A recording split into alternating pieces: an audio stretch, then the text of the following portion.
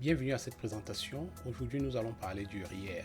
RIER, R-E-E-R, Régime enregistré d'épargne retraite, ou encore en anglais RRSP, Register Retirement Savings Plan. C'est un compte d'épargne assez particulier et nous allons voir pourquoi. Donc avant de commencer, j'aimerais juste attirer votre attention que les informations contenues dans cette présentation sont purement à titre éducatif. Je ne donne pas de conseils.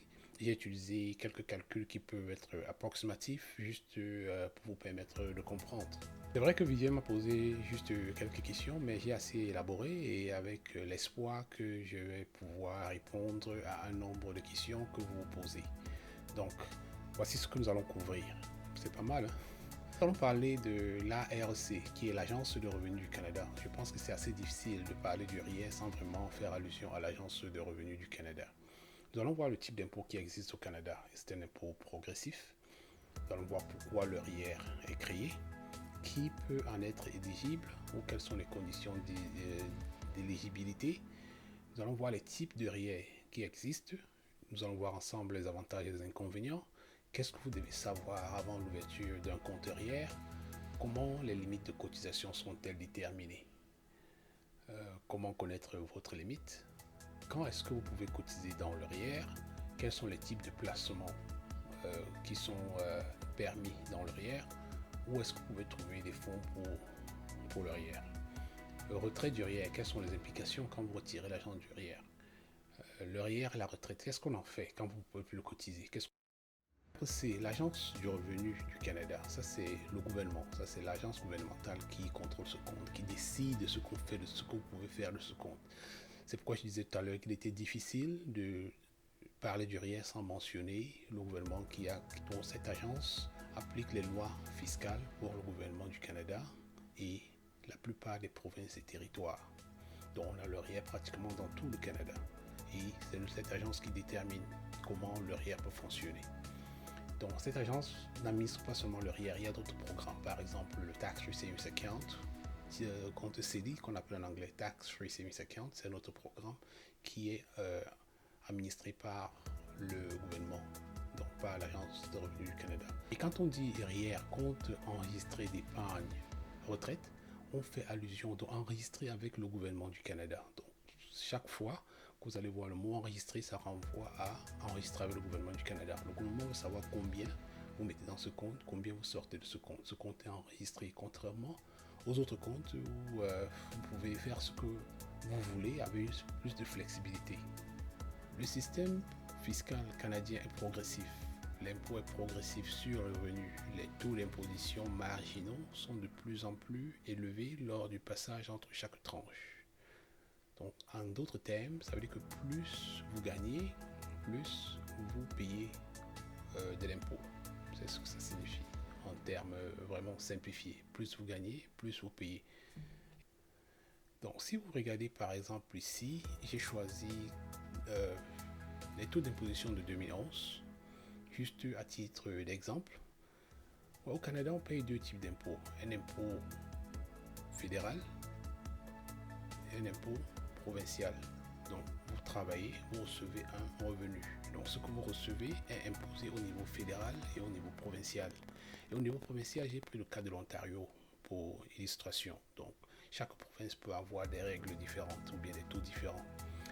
Donc ici, vous voyez que la tranche de son salaire qui se situe de 0 à 41 544 au niveau fédéral est imposée à 15% dans cet exemple, alors que la tranche qui va de 41 545 à 83 088 dollars imposée à 22%, de 83 089 dollars à 128 000, cette tranche est imposée à 26%, et au-delà de 128 000, la tranche est imposée à 29%.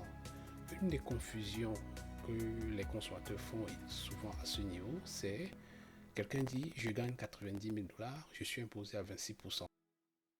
90 000 dollars sera imposé comme je vous ai montré tout à l'heure. Donc la première tranche qui va jusqu'à 41 544 de ces 90 000, cette tranche sera imposée à 15%. Et ensuite on va faire 90 000 moins 83 000. Cette tranche-là va être imposée à 22%. Et la partie qui sera au-dessus de 83 088, donc entre 83 088 et 90 000, cette partie sera imposée à 26% au niveau fédéral. Et au niveau provincial, pour le même consommateur, la tranche qui sera jusqu'à 37 774, son salaire sera imposé à 5,05%.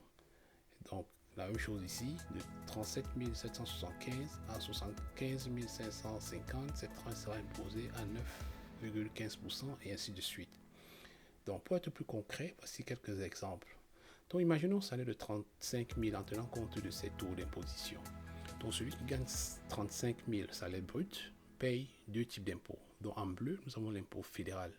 Si vous gagnez 35 000, votre impôt fédéral dit que les premiers 41 540 sont imposés à 15%. Donc, ça veut dire que tous vos 35 000 seront imposés juste à 15% au niveau fédéral. C'est ce qui fait 5 250. Maintenant, au niveau provincial, vous allez voir que votre salaire est dans la tranche, dans cette tranche, dans moins de 37 774, donc 5,05%. Donc, vos 35 000 vont être imposés ici à 5,05%. Vous ne tombez pas dans cette tranche. Donc, tout ce que vous payez, c'est à ce deux niveaux. Votre salaire sera imposé ici à 15%.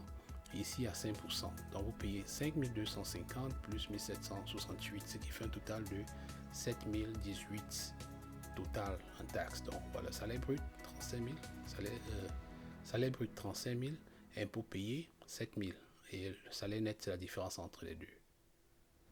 Allons maintenant voir ce qui va se passer au niveau de 50 000. Donc un salaire de 50 000 au niveau fédéral, les premiers 41 544 vont être imposés à qu'il soit 6 232 $, et la tranche qui est entre 50 000 et 441 544 sera imposée à 22%.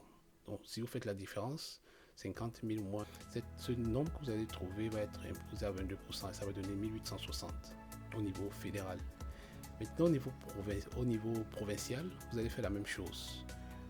Un salaire de 50 000, ça veut dire que vous payez d'abord 5,05% sur les premiers 37 774, ça donne 1908, et vous faites 50 000, cette tranche va être imposée à 9,15%, soit 1119 $, d'où un total de taxes fédérales, impôt fédéral plus impôt provincial, ça fait 11 119 $ sur un salaire de 50 000.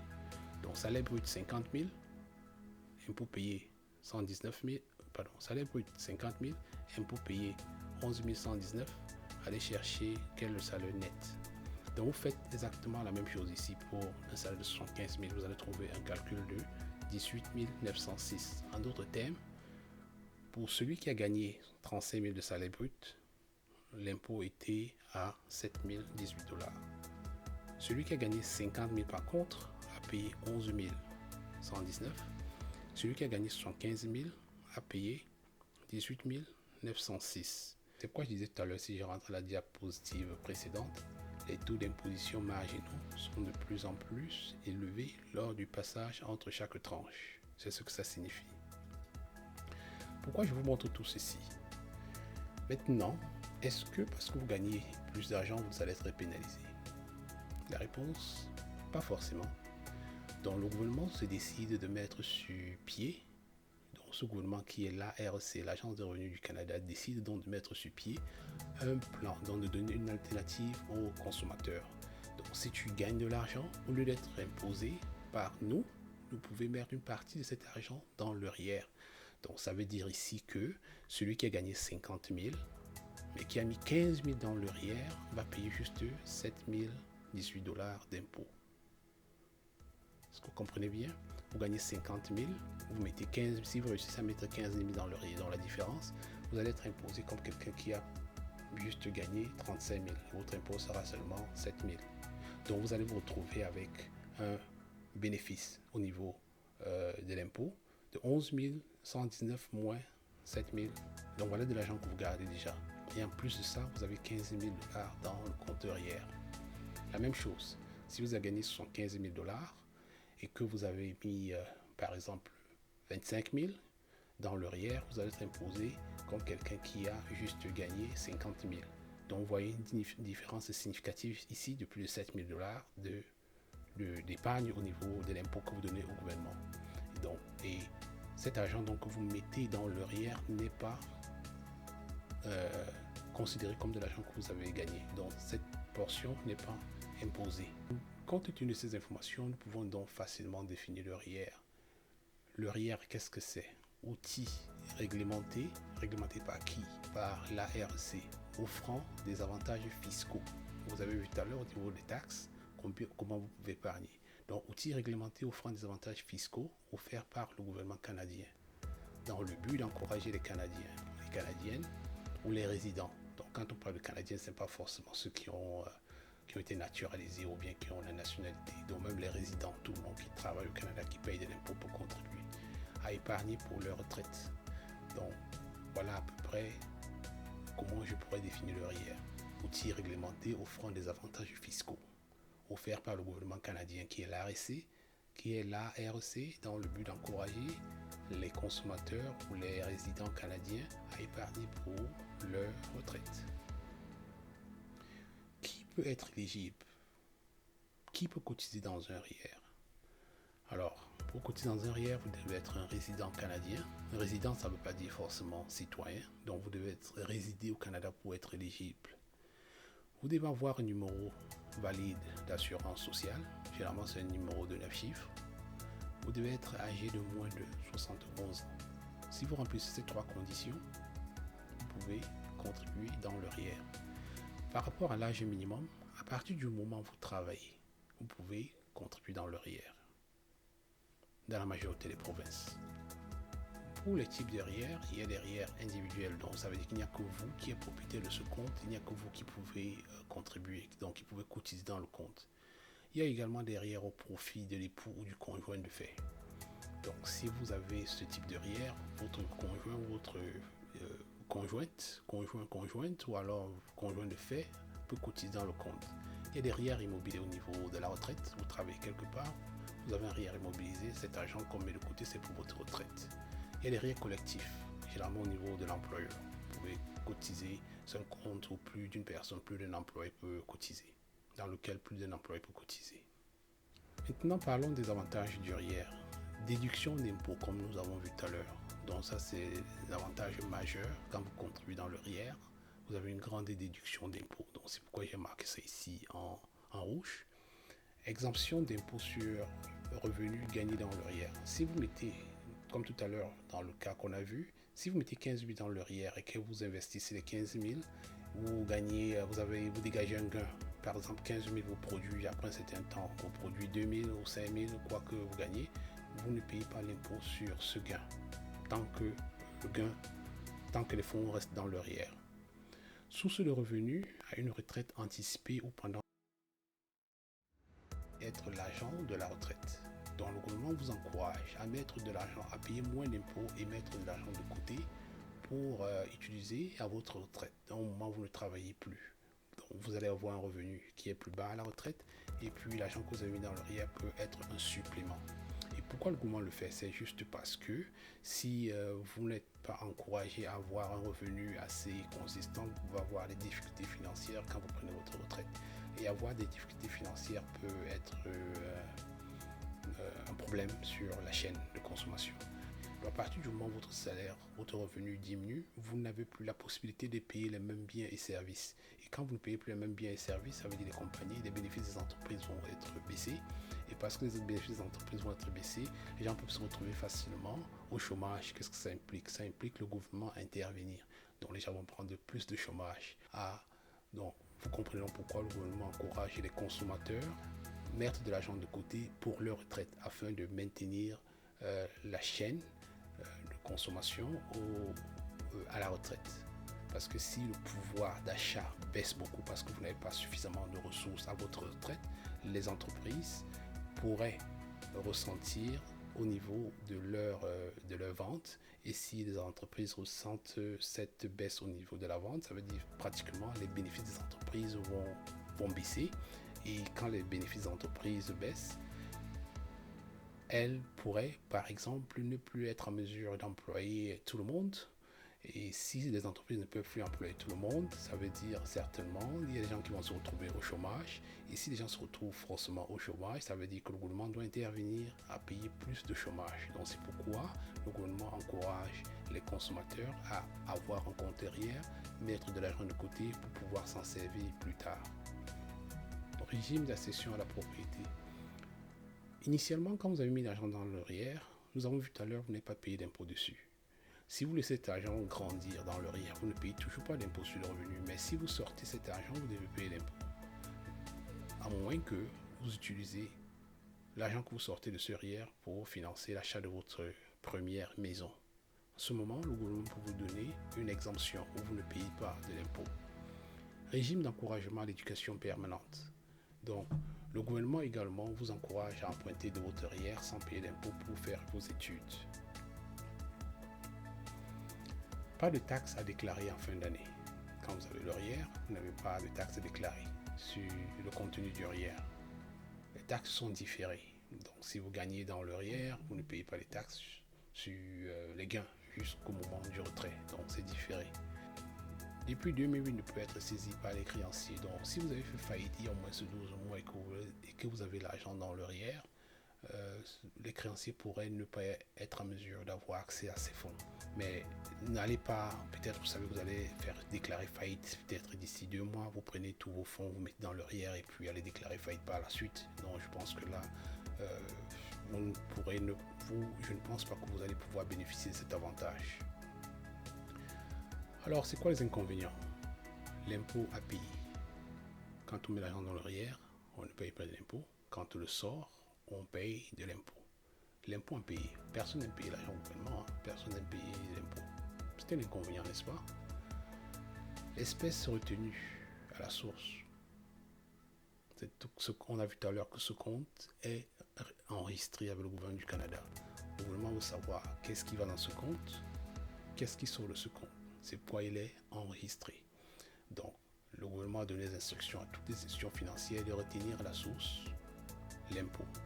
Donc, si vous prenez vos 15 000 et vous mettez dans le RIER pour ne pas payer de l'impôt, vous croyez que vous allez revenir peut-être dans quelques temps ressortir cet argent, vous allez payer l'impôt à la source. À moins que ce soit pour les deux conditions qu'on a vues tout à l'heure, financement de votre première maison au Canada ou alors de vos études. Quand vous faites des investissements sur le marché boursier ou les marchés des capitaux, vous devez déclarer les gains que vous avez obtenus. Et si vous perdez de l'argent, vous pouvez réclamer ces pertes contre les gains que vous avez eus avant ou bien que vous allez avoir dans le futur. Généralement, 50% des pertes sont... seulement 50% des gains sont déclarés et 50% des pertes sont prises en compte. Par contre, si vous sortez l'argent du RIER, on ne va pas tenir compte de ces 50%. Si vous avez mis 30 000 $ dans le RIER, vous avez gagné 5 000 $, vous n'allez pas payer l'impôt sur les 5 000 $, vous allez avoir 35 000 $ dans le RIER. Mais au moment de sortir, l'argent ne va pas tenir compte que vous devez déclarer seulement 50%. Donc vous allez payer, c'est que tous les 5 000 que vous avez eu en gain, quand ça sort du RIER, c'est imposé sans tenir compte de ces 50%. Donc pratiquement, c'est imposé comme si on vous imposait tous les 100% de votre gain. Au décès du rentier, impôt sur paiement à moins de virer à un bénéficiaire. Si vous avez le RIER et que vous décédez, vous devez le transférer à un bénéficiaire. Le bénéficiaire devrait payer l'impôt dessus, à moins que ce soit votre conjoint qui a été déclaré au préalable comme votre bénéficiaire. Donc, généralement, ce qui se passe, c'est que si votre partenaire, votre conjoint de fait est votre bénéficiaire, c'est correct. Quand vous n'êtes plus de ce monde, votre bénéficiaire ou partenaire, conjoint de fait, peut prendre possession du RIER. On peut transférer, peut virer tous les fonds du RIER dans son propre RIER. Autrement, si le bénéficiaire ou la bénéficiaire n'est pas votre conjoint ou conjoint de fait, vous ou conjointe de fait, vous allez toujours virer les fonds à un autre bénéficiaire, peut-être votre fils, votre ami, mais cette personne, ce bénéficiaire devra payer l'impôt sur le montant que vous lui virez. Ne peut servir comme garantie de prêt. L'argent qui est dans le RIER n'est pas considéré comme de garantie. Pas de possibilité d'emprunt à moins d'utiliser le régime d'accession à la propriété ou le régime d'études. Donc, quand vous sortez l'argent du RIER, si ce n'est pas pour financer les études ou alors pour acheter la maison, vous devez payer l'impôt dessus. Donc, il n'y a pas possibilité d'emprunt à moins d'utiliser ces deux options. Limite des cotisations. Vous pouvez mettre n'importe combien dans le RIER. Le gouvernement détermine. On va voir tout à l'heure. C'est le gouvernement qui détermine. La RC qui détermine combien vous pouvez mettre dans le RIER. Placement restreint. Tous les types de placements ne peuvent pas être éligibles pour aller dans un RIER. Pour les autres points que j'ai mentionnés, for business owner, dividend not earned income. Tax liability on your estate when second spouse die. Donc pour l'instant je vais laisser ça. J'ai marqué ces points, mais je me suis dit bon, je vais garder ça assez simple. Mais si quelqu'un a besoin de plus de détails, je pourrais toujours revenir dessus et élaborer. Donc qu'est-ce que vous devez savoir avant l'ouverture du compte? Avant d'ouvrir un RIER, vous devez vous poser des questions. Est-ce qu'il y a des frais annuels? Donc, vous allez voir le banquier et vous lui posez des questions. Est-ce qu'il y a des frais annuels sur ce RIER? Quelles sont les tendances annuelles des taux d'intérêt? Vous payez combien? En d'autres termes, combien d'intérêt? Je ne vais pas voir si j'ouvre le RIER, je mets mon argent là, j'investis mon argent dans le RIER, combien d'intérêt j'aurai? Comment cet intérêt est calculé? Quand est-ce qu'il est payé? Est-ce que c'est mensuel, trimestriel, annuel? Taux de réinvestissement de l'intérêt. Est-ce qu'il y a des frais d'ouverture de compte? Ou alors si je décide de fermer, est-ce que vous me pénalisez? Est-ce que je paye les frais de fermeture de compte? Votre cotisation. Est-ce qu'il y a d'autres conditions? Quelles sont les cotisations minimales? Est-ce qu'il y a des cotisations subséquentes? Comment ça fonctionne? Quel type de valeur mobilière ou alors de produits financiers je peux acheter dans un RIER? Ça, c'est des questions que vous devez quand même poser. Comment les limites de cotisation sont-elles déterminées? Limite de contribution, oh, je pense que je me suis trompé, c'est 2018. Donc 18% du revenu annuel de l'année précédente jusqu'à un maximum de 26 230 pour l'année, donc soit 18% de votre salaire jusqu'à un maximum de 26 230 plus toute cotisation non déduite de l'année précédente, moins toute pension ajustée. Donc vous pouvez voir ici en 2015, voici le maximum qu'on peut mettre dans le RIER, 24 930, en 2016 25 370, donc chaque année c'est ajusté en fonction de l'inflation. Vous voyez qu'en 2018, le maximum qu'on pouvait mettre était 26 230, donc soit 18% de votre salaire ou alors un maximum de... Donc le nombre le plus faible entre les deux, c'est le maximum que vous pouvez mettre. Donc si vous gagnez 1 million de dollars ou bien 250 000, vous n'allez pas mettre 18% de ce montant dans le RIER. Le gouvernement a besoin de faire de l'argent, c'est sûr. C'est pourquoi les limites sont là. Pour mettre sa limite de contribution, vous pouvez soit appeler le service électronique de renseignement par téléphone au 1-800-267-6999 ou alors vous pouvez consulter votre reçu de déclaration d'impôt ou alors le T1028 que vous pouvez trouver sur Google. Je pense que là encore j'ai fait une erreur de frappe, ça doit être 2018 par exemple, ou bien en fonction de l'année que vous voulez rechercher. Vous pouvez également vérifier sur le site en ligne de l'Agence de revenus du Canada. Cotiser dans le RIER à tout moment de l'année, mais les contributions qui sont faites entre le 1er mars au 31 décembre sont considérées pour l'année en cours. Par contre, pendant les 60 premiers jours de la nouvelle année, vous pouvez contribuer et considérer soit pour l'année précédente, soit pour l'année en cours. Quand effectuer sa cotisation, donc avant que vous n'ayez 71 ans, donc avant le 31 décembre de l'année où vous avez 71 ans, vous pouvez cotiser, mais une fois que vous avez atteint 71 ans, vous n'avez plus le droit de cotiser dans le RIER. Donc il y a des placements qui sont éligibles. Si vous mettez un placement qui n'est pas éligible dans le RIER, vous allez avoir des pénalités. Vous pouvez mettre des actions, des fonds mutuels, des bons. Okay. Les valeurs mobilières, tout ça sont appelés des valeurs mobilières. Vous avez une marge de 2000 $. Si jamais vous dépassez votre limite, vous avez une marge de 2000 $. Si vous dépassez les 2000 $, vous allez avoir la pénalité. Généralement, c'est 1%, jusqu'à 1% du montant excédent, jusqu'à ce que vous retirez du RIER. Où est-ce qu'on peut trouver les fonds pour cotiser dans le RIER? Vous pouvez faire un virement automatique chaque mois ou chaque mensualité. Vous pouvez faire un virement automatique de votre compte, d'un autre compte. Prélèvement par l'employeur. Vous demandez à votre employeur de mettre du RIER pour vous. Vous pouvez faire un RIER, RSP loan en anglais.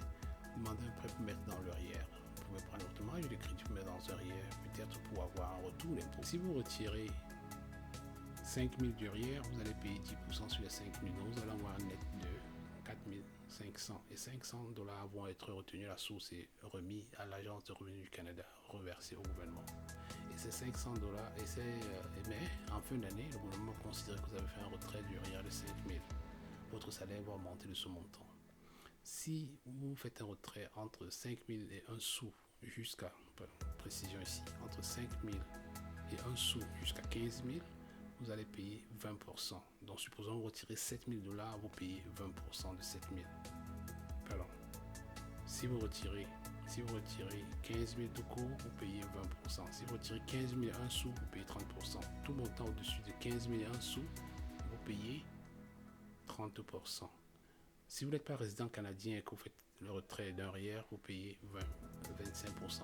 Et chaque montant que vous retirez du REER est ajouté en fin d'année à votre revenu, c'est considéré comme un autre revenu. Donc, si vous avez retiré 20 000 du REER, en fin d'année, on va considérer que vous avez eu un revenu de 20 000 plus le montant que vous avez gagné pour cette année, à moins que ce ne soit pour l'achat de la première maison ou alors pour financer vos études, comme on a vu tout à l'heure. Vous pouvez utiliser le REER pour acheter votre première maison, premier logement au Canada.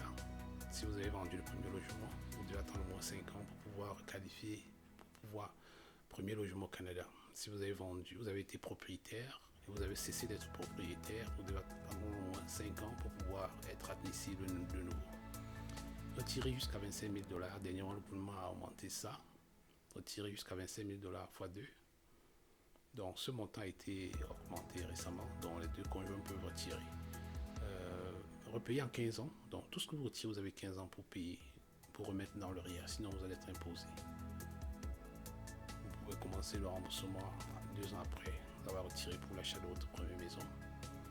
Pour sortir l'argent du REER et acheter la maison, il faudrait que cet argent ait fait au moins 90 jours dans le REER. Retrait après maximum 30 jours, ça veut dire à partir du moment où vous avez sorti l'argent du REER pour financer la maison, vous avez 30 jours pour utiliser cet argent pour l'achat de la propriété. Régime d'encouragement à l'éducation, vous pouvez sortir 10 000 $ par an pour financer vos études, vous avez 10 ans pour rembourser, une fois que vous le désirez, autant de fois que vous le désirez durant votre vie, année suivant le remboursement. En même temps que votre époux, vous pouvez également retirer pour financer les études de votre conjoint de fait. Okay? Vous pouvez utiliser les deux plans en même temps. Vous pouvez sortir, si vous avez suffisamment l'argent dans le REER, vous pouvez sortir une partie pour financer vos études et une autre partie pour financer l'achat de votre première maison. Vous pouvez faire la retraite en même temps. Donc, quand vous arrivez à la retraite, qu'est-ce qui se passe du REER? Vous pouvez faire soit un retrait en espèces, vous payez donc l'impôt sur ce que vous retirez.